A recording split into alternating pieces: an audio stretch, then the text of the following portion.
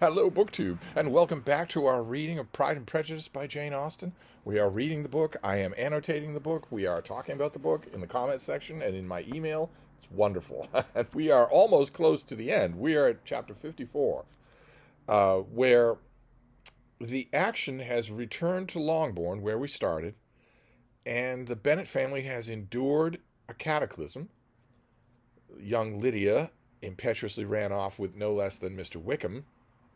It looked like it was teetering on the edge of disaster, but it turned out that Mr. Wickham could be bought, that money could be spent in order to make this respectable, at least barely respectable. And it helps that the two of them are now going off to his army posting and will be out of the neighborhood.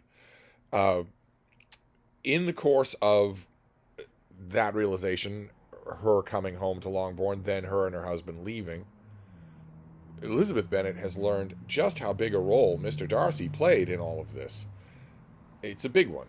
He had no connection, no cause other beyond his own thin justification that he felt guilty at not warning people about Wickham beforehand. That's not much. And yet he has been deeply involved, including financially. He has laid out a huge amount of money in order to save the honor of the Bennet family. And the Bennet family does not know that. Elizabeth does, and she's so far the only one who does. And, okay, that's upsetting and fluttering, of course, but then Mr. Bingley, who is, after all, the leaseholder for Netherfield Hall, returns to Netherfield Hall, and he brings Mr. Darcy with him. And they come right away to Longbourn. They don't wait the usual amount of time. They come right away to the house. This sets off all sorts of new flutters, and Mrs. Bennet invites them both to a meal. She's going to have a meal with two local families so that there will be a big crowd at the house. And that's where we are now at chapter 54.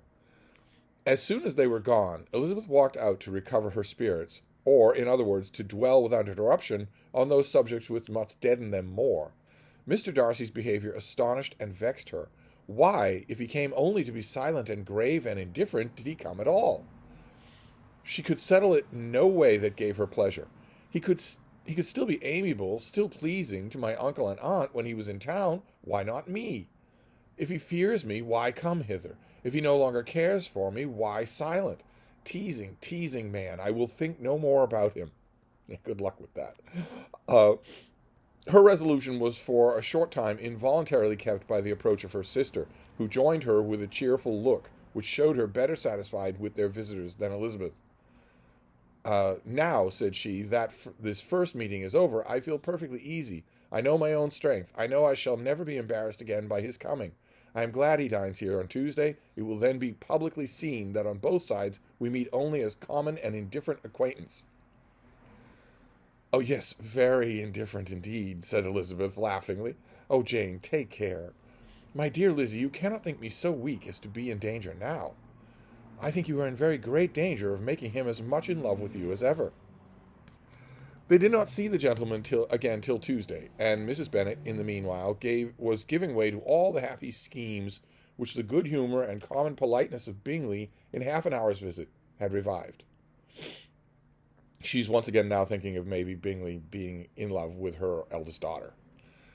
On Tuesday there was a very large party assembled at Longbourn, and the two who were most anxiously expected, to give credit to their punctuality as sportsmen, were in very good time. When they repaired to the dining-room, Elizabeth eagerly watched to see whether Bingley would take the place which, in all their former parties, had belonged to him, by her sister. Her prudent mother, occupied by the same idea, forbore to invite him to sit by herself.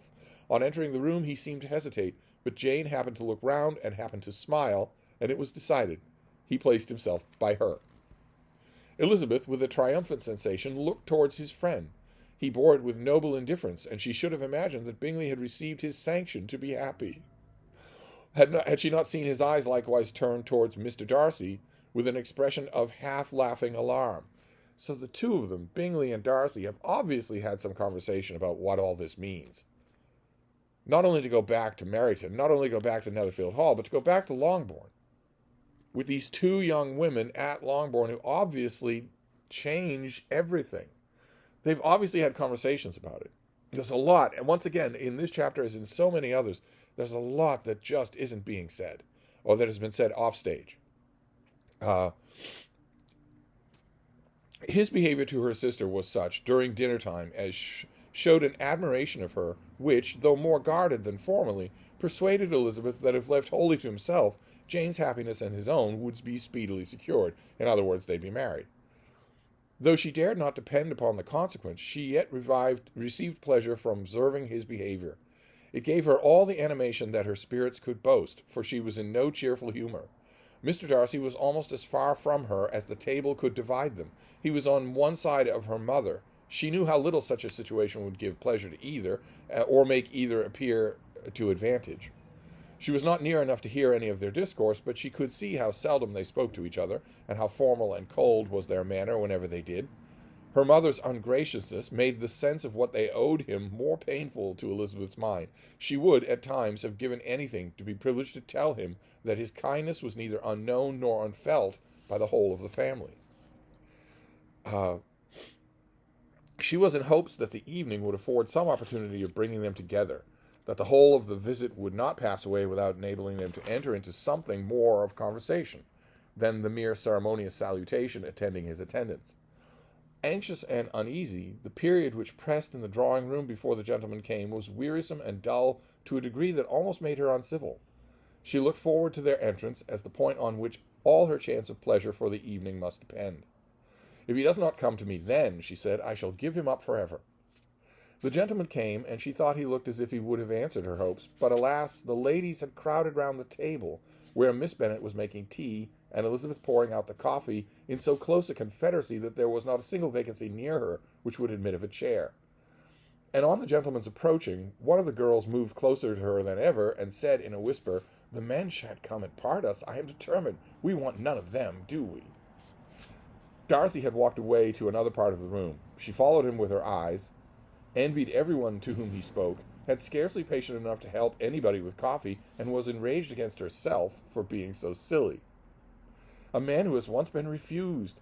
How could I ever be foolish enough to expect a renewal of his love? Is there one among the sex who would not protest against such a weakness as a second proposal to the same woman? There is no indignity so abhorrent to their feelings. Keep in mind, Mr. Collins, when he proposes to Elizabeth a long time ago now, in this very place, complacently said, "Well, I know that it's the fashion for young women to refuse an offer. I know that doesn't mean that they are refusing." Now, all of a sudden, it's unthinkable that a man who's offered once, could ever think of offering a second time. She was a little revived, however, by his bringing back his coffee cup himself, and she seized the opportunity of saying, "Is your sister at Pemberley still?" "Yes, she will remain there till Christmas." "And quite alone? Have all her friends left her?" "Mrs. Annesley is with her. The others have gone on to Scarborough for these 3 weeks." She could think of nothing more to say, but if he wished to converse with her, he might have better success. He stood by her, however, for some minutes in silence, and at last, on the young lady's whispering to Elizabeth again, he walked away. When the tea things were removed and the card tables placed, the ladies all rose, and Elizabeth was then hoping to be soon joined by him, when all her views were overthrown by seeing him fall a victim to her mother's rapacity for whist players, and in a few moments after seated with the rest of the party. She was now lost every expectation of pleasure. They were confined for the evening at different tables, and she had nothing to hope but that his eyes were so often turned towards her side of the room as to make him play as unsuccessfully as herself. Mrs. Bennet had designed to keep the 2 Netherfield gentlemen to supper, but their carriage was unluckily ordered before any of the others, and she had no opportunity of detaining them. "Well, girls," said she, as soon as they left to themselves, "what say you to the day? I think everything passed off uncommonly well, I assure you. The dinner was as well dressed as any I ever saw. The venison was roasted to a turn, and everybody said they never saw so fat a haunch. The soup was 50 times better than what we had at the Lucases last week, and even Mr. Darcy acknowledged that the partridges were remarkably well done, and I suppose he has 2 or 3 French cooks at least. And, my dear Jane, I never saw you look in greater beauty. Mrs. Long said so too, for I asked her whether you did not." She didn't volunteer it, but that's all right. "And what do you think that she said besides? Ah, Mrs. Bennet, we shall have her at Netherfield at last." "She did indeed.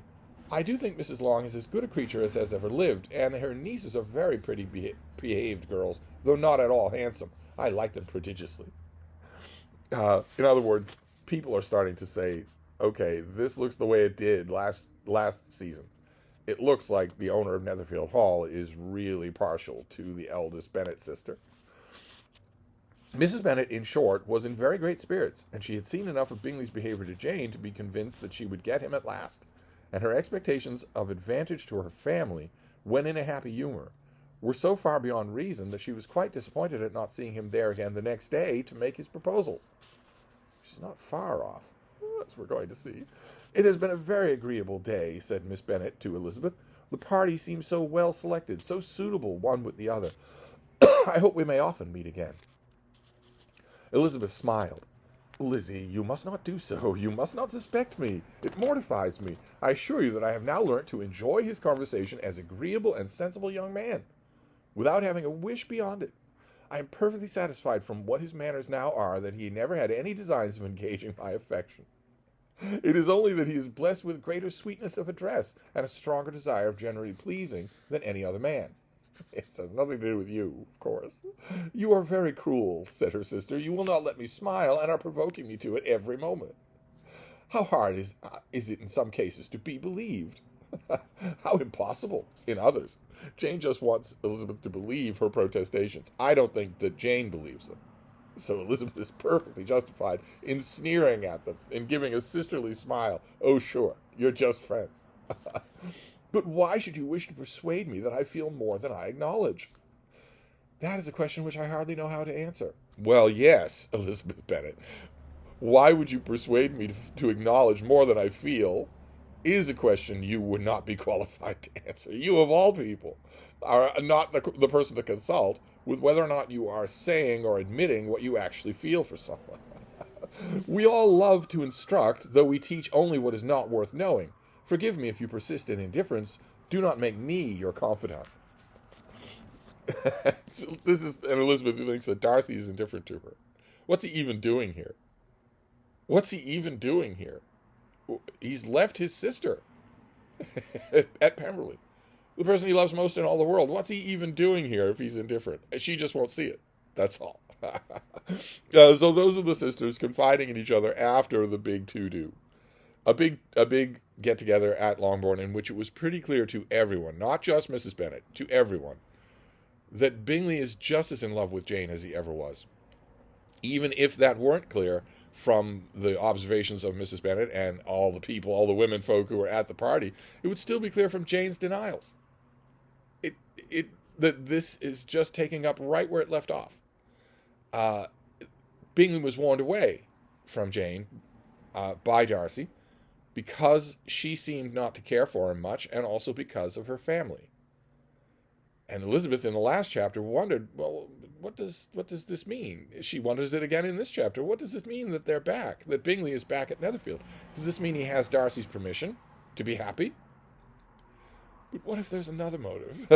What if there's another motive, one that Elizabeth doesn't consider at all, which is that Darcy wants to be back at Netherfield himself? And why would that be? Well, she's too busy teasing her sister to even think about it. So we'll move on to the next chapter and see what happens. We don't have many chapters left. So I'll wrap this up for now, and I'll see you then. Thank you, BookTube.